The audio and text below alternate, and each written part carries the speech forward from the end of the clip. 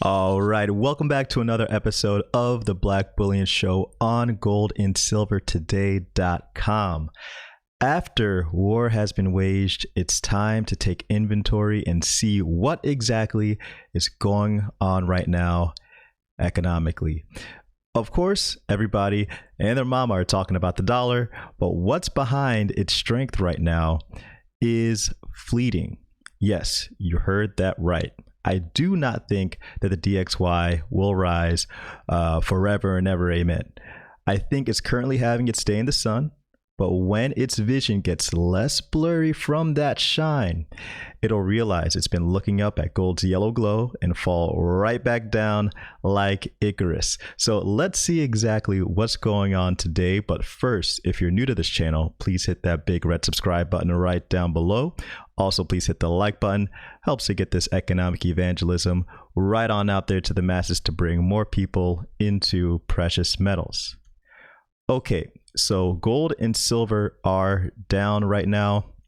In fact, 4 a.m. looked to be like a pretty rough time for them, or around, the 4 a.m. time, I should say. We'll take a look into that shortly.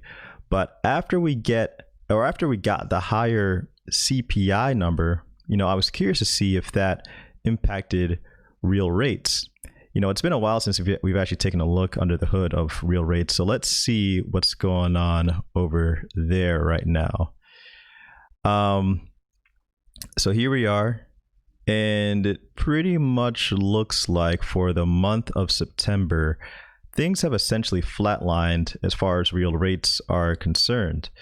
Pretty much for the whole month of September.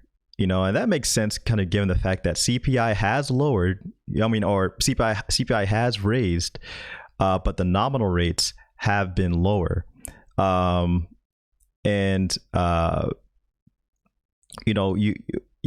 have, well, I shouldn't say the nominal rates have been lower. What I should say is that the CPI has raised, but the nominal rates have actually been in the lower 0.7s and mid to upper 0.6s. So it makes sense how they're kind of just flatlined right there. Let's take a look at some of the economic data that we got today. We actually got the home sale numbers for August, and looks like we did have a rise there in August. So let's take a look now at the DXY, because we actually did get those numbers for the home sales, that rising home sales number at around 10 a.m. And it looks like around 10 a.m. Eastern time, the DXY rose on top of that. But guys, take a look at the DXY right now. Do you guys see that? 93.97.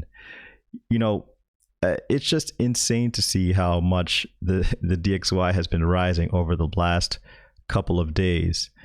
And remember, again, we did talk about that 4 a.m. time. And that's when we did see a bit of a drop in gold and silver. Gold was in the high 1800s. Silver is in the high 23s. And as you can see here, the DXY got around to about 93.89 here that we're seeing in the DXY. Take a look here. DXY got above 94. It's official. It peaked above 94, which was a key resistance level that a lot of traders are looking at, especially in the Forex market. So that's huge. Now, what's really behind all of this dollar strength right now? Well, I think it's time for us to take a hop across the pond. From lockdowns to Brexit, the UK economy is heading toward a rough winter.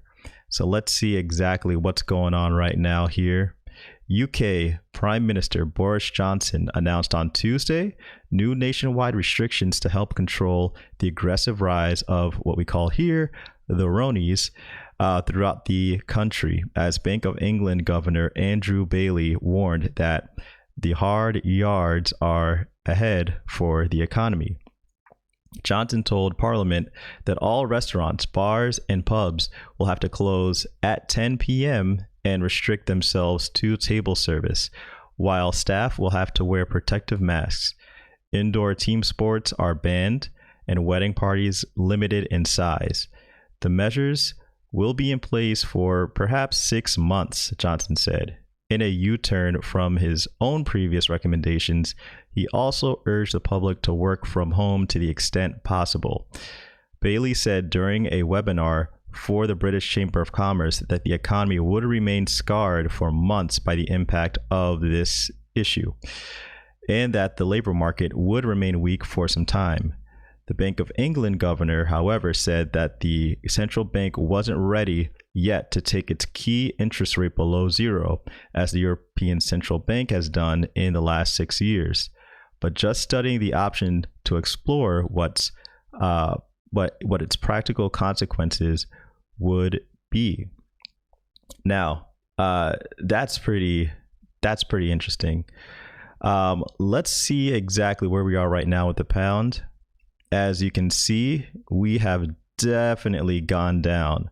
Right now, we're down to 1.27, which is where we were around 4 a.m. So that makes sense because on dollar strength, or the DXY's uptrend during that time, the pound, severely went down from 1.28 down to 1.27. We actually got up to 1.29, and then back down to 1.27. So apparently, though, the 1.2650 level is a key level for us to watch out for. And here's why. The pound to US dollar exchange rate is seen trading under pressure once more and is down 0.50% on Tuesday at 1.2759.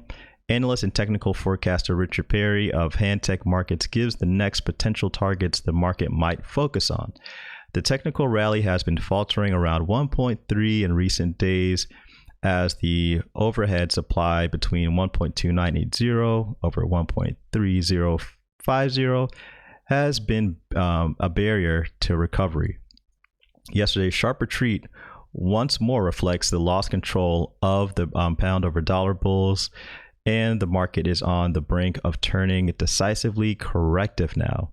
The support that formed at 1.2760 is key because if there is a closing breach, it would signal 1.3005 being a key lower high as part of a new technical downtrend. It would open 1.2650 initially as the next key test, being the bottom of the old breakout levels of the old April to July ceiling. A failure of this support would open a much deeper correction towards 1.2480 and possibly 1.2250. So how the market resolves this little 1.2760 over 1.3005 range will be key.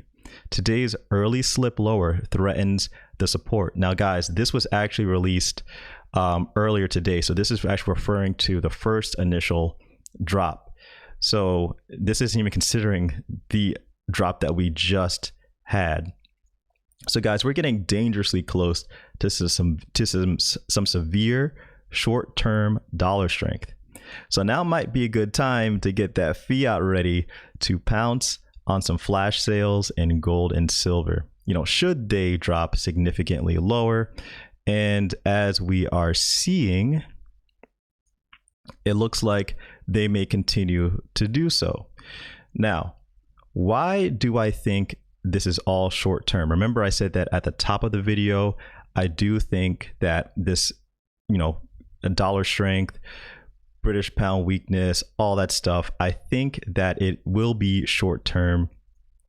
I will actually explain that in the next video today, the next video coming up an hour from now. So Eastern time, that would be 4 p.m. Pacific time, that would be 1 p.m. So definitely check that out once it does come out. Oh, it looks like we're down into the 1800s again in gold. Oh, just pop back up. But yeah, catch the next episode. Also check out goldandsilvertoday.com. That is the new financial news site that I created to house a lot of this information that I talk about on here. I created it just because I didn't want YouTube to, basically one day willy-nilly take this away and I no longer have a platform. So I created that site for that reason. So definitely check that out. All right, guys. Thanks again. It's Black Bullion for goldandsilvertoday.com. Have a good one.